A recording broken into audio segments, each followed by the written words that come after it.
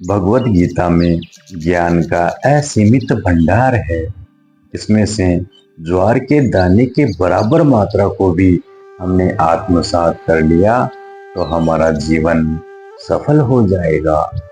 भगवत गीता के माध्यम से भगवान श्री कृष्ण कहते हैं कि आप अभी वही हैं जिस पर आप स्वयं पर विश्वास करते हैं।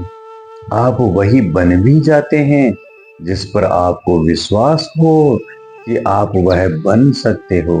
अर्थात मनुष्य अपने विश्वास से ही सब कुछ बनता है। जैसा वह विश्वास करता है वैसा ही वह हो जाता है।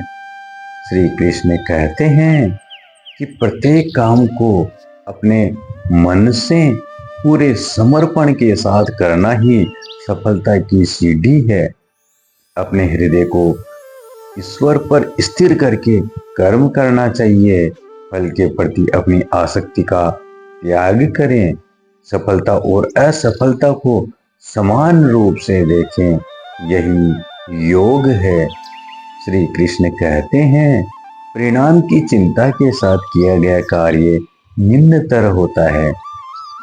ऐसी चिंता के बिना आत्मसमर्पण की शांति में किए गए कार्य से कहीं कमतर और तुच्छ होता है।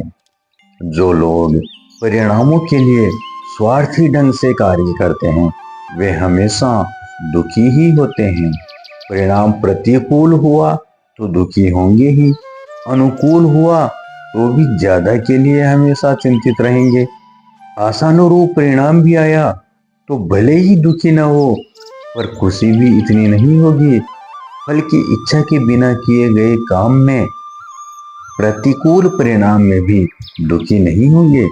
अनुकूल होने पर तो अत्यंत ही खुशी होगी। श्री कृष्ण कहते हैं कि आलस्य आपका रास्ता रोकने का प्रयत्न करेगा लेकिन आपको उसकी बिल्कुल भी नहीं सुननी है।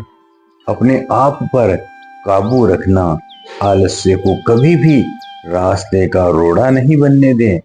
उठो, अपने आलस्य रूपी शत्रु को मार डालो। एक अच्छा जीवन आपकी प्रतीक्षा कर रहा है। श्री कृष्ण कहते हैं आपका अधिकार काम करने का है लेकिन यह अधिकार सिर्फ काम करने के लिए है, कर्म की प्रकृष्टता के लिए है। कर्म के परिणाम पर आपका कोई अधिकार नहीं है। काम का प्रतिफल आपको मिलता है, नहीं मिलता है, कितना मिलेगा यह आपका विचारणीय बिंदु नहीं है। काम के फल की इच्छा कभी भी काम का उद्देश्य नहीं होना चाहिए। आप केवल कर्म के हकदार हैं, उसके फल के अधिकारी कभी नहीं।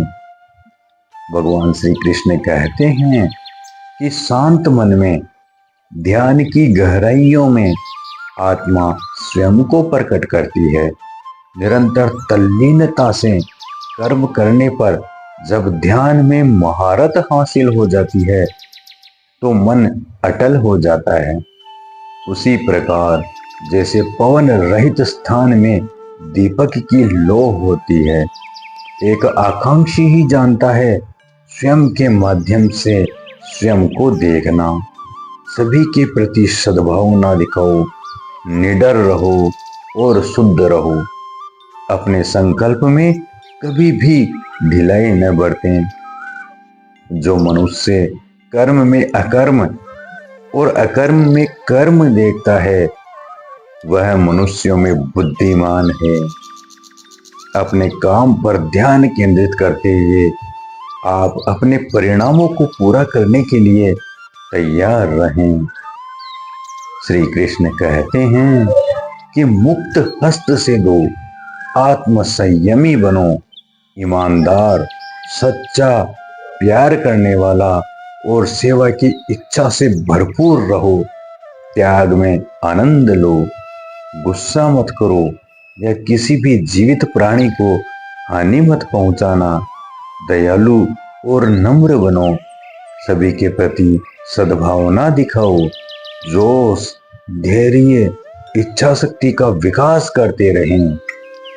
द्वेष और अभिमान से बचें।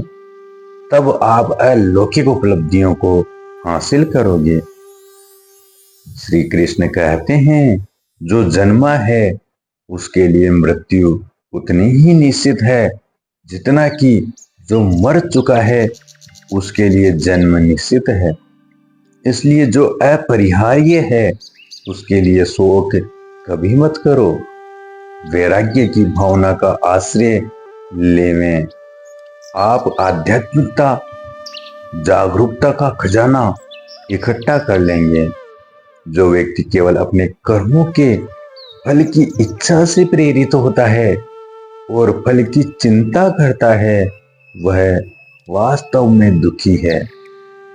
सर्दी, गर्मी, खुशी, दर्द, देना, प्रकट होना, गायब होना, अस्थाई, ये सभी बस सहने की कोशिश करो। इनका बहाना बनाकर कर्म से विमुख होना सर्वथा अनुचित है। श्री कृष्ण कहते हैं कि मैं शुद्ध जल का स्वाद हूं और सूर्य की चंद्रमा की चमक हूं। मैं पवित्र शब्द और हवा में सुनाई देने वाली ध्वनि हूं और मनुष्यों का साहस हूं। मैं पृथ्वी में मधुर सुगंध हूं। मैं हर प्राणी में जीवन हूं और आध्यात्मिक साधक का प्रयास हूं। जब मनुष्य इंद्रियों के सुख पर ध्यान केंद्रित करता है तो उसके अंदर इंद्रियों के प्रति आकर्षण उत्पन्न हो जाता है। आकर्षण से इच्छा उत्पन्न होती है और यही इच्छा मनुष्य को लालसा, जुनून और क्रोध की ओर ले जाती है। जुनून से मन की उलझन, फिर याददाश्त की हानि, कर्तव्य की विस्मृति। इसी प्रकार इस हानि से तर्क का विनाश होता है और तर्क का विनाश मनुष्य को विनाश की ओर ले जाता है।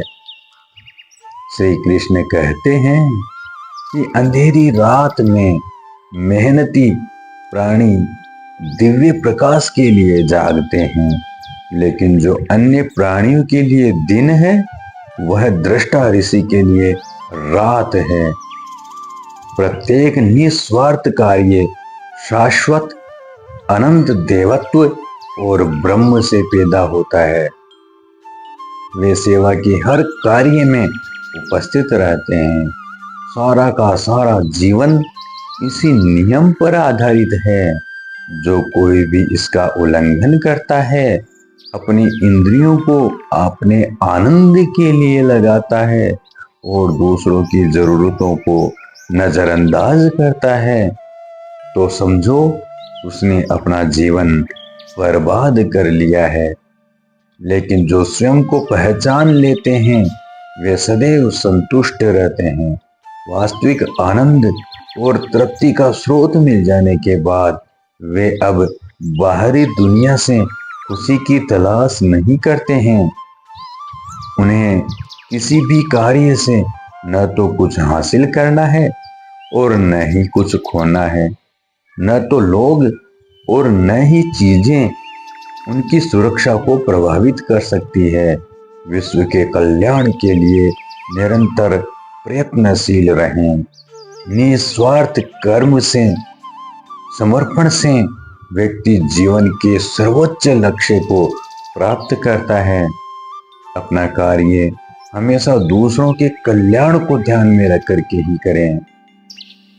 भगवान श्री कृष्ण कहते हैं, यदि कोई मुझे प्रेम और भक्ति के साथ एक पत्ता, एक फूल, एक फल या पानी भी प्रदान करता है तो मैं इसे सहर्ष स्वीकार कर लूंगा। प्रेम ही आपके सभी कर्मों को अच्छी तरह से पूर्णता प्रदान कर सकता है। श्री कृष्ण कहते हैं कि आत्मा के लिए आत्म विनाश के नरक की ओर जाने वाले 3 द्वार हैं, काम, क्रोध और लालच। अतः मनुष्य को इन तीनों का परित्याग कर हर हाल में कर देना चाहिए। आप तो अर्जुन के सदृश योद्धा हैं, ये अशुद्धियां आप में कैसे आ गई? यह उनके लिए बिल्कुल भी उपयुक्त नहीं है जो जीवन का मूल्य जानते हैं। ये दोष उच्च लोगों की नहीं बल्कि बदनामी की ओर ले जाते हैं। इस अपमानजनक नपुंसकता के आगे कभी मत झुको। हृदय की ऐसी क्षुद्र दुर्बलता को त्याग दो और उठो, अपने कर्म में लग जाओ।